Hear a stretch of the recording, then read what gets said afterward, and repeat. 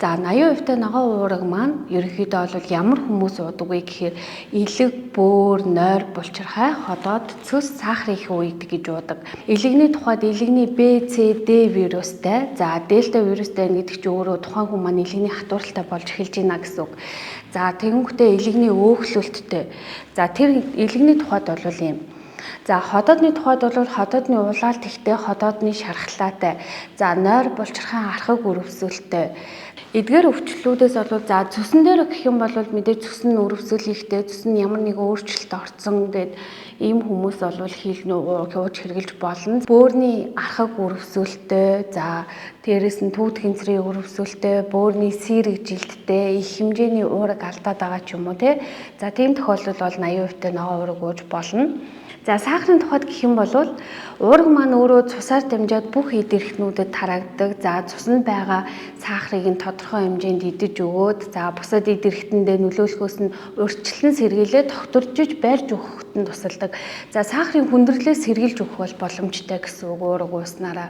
За тэгээд дээрэс нь гаднаас авж байгаа амьсгалаар авж байгаа утаа, за утас зурагт амт байдаг хүний биед орж болох ямар хордлого байна тэрийг бүгднийг уурга өөрөө тайлж өгч идэг. За цэвэр органик бүтээгдэхүүн ямар ч нэмэлт янз бүрийн холц байхгүй учраас хүмүүс маань эм тариа эмчилгээ хийж байгаа бол бүгднийг хамтд нь хэрэглэж болдог.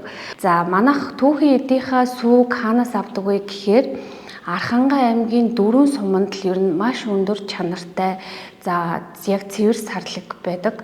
За эндээс энэ дөрвөн сумдаас ерөнхийдөө бол түүхийн эдийнхаа сүү бэлтгэдэг. Сүүний хувьд бол сарлагын сүү мэдээж Монгол хүрээ хувьд бол харьцуулшгүй маш өндөр шимт хижээлтэй за маш өтгөн байж байдаг. Сарлагын сүүнээс бол манайх үйлдвэрийн аргаар уурга гаргаж авдаг. За гэхдээ энэ маань болохоор зөвхөн дангоц уурга биш, уурга 20 амин хүчил 18 эрдэс бодис байдаг.